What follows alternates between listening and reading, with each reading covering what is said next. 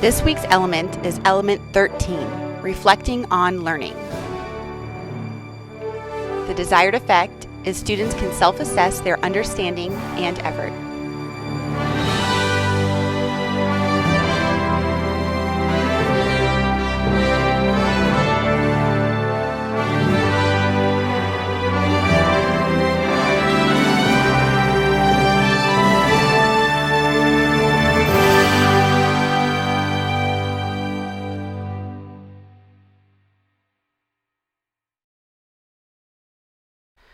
The final step in a comprehensive approach to actively processing information is student self-reflection.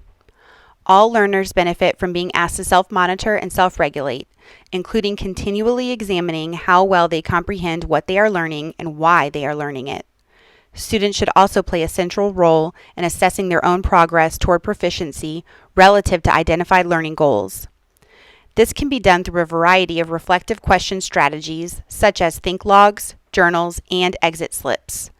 Just a few examples of some reflective questions are: what aspects did you get wrong or have trouble with in today's lesson? What do you consider the main idea of today's lesson? Do you have specific questions about this content that you would like answered?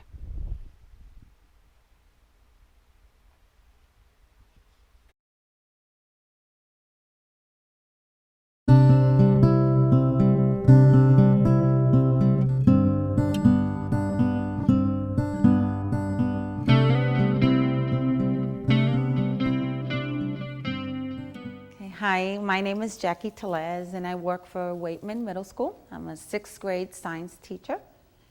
We've been talking about the atmosphere and the structure and composition of it.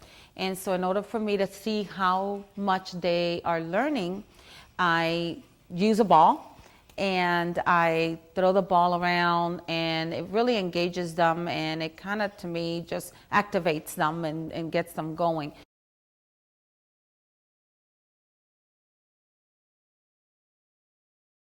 So we talked about the atmosphere, the structure, the composition, types of ocean currents, and I also wanted to know how they can connect how the atmosphere works compared to the ocean currents, and I had them reflect on what about how we went about learning about it.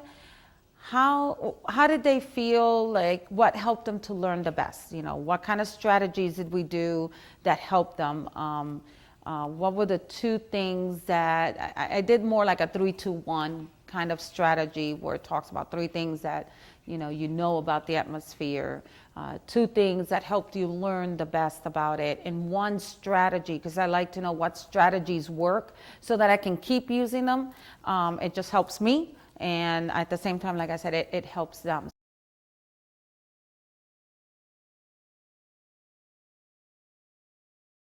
Okay, well, I felt like the ball throwing was 1 strategy, because it helps them literally just go back, just rewind and reflect on what they've already learned. Then I used that to transfer into writing.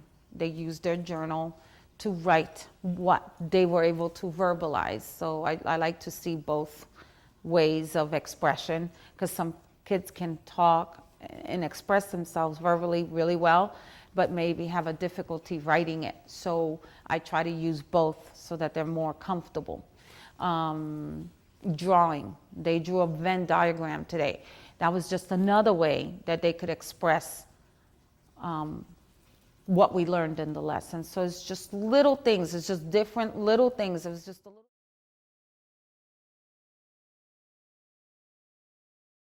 It's like, if I'm going to teach it, I want to know that I'm getting through to them. And if I don't do that feedback, that reflection, it's just like I'm just going and just teaching because I got to get through the curriculum. And that's not the way it should be. It should be about, if I'm going to spend the time to plan and to look for best practices, then I want to spend the time to see if what I'm doing is working. You guys, go ahead and make sure you're writing this down. Hold on.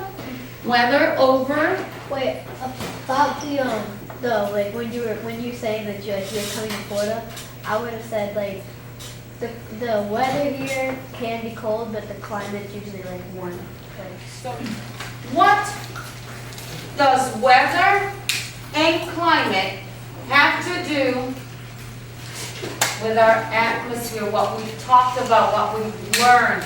What does this, I mean, why am I even going here? What does that have to do with this?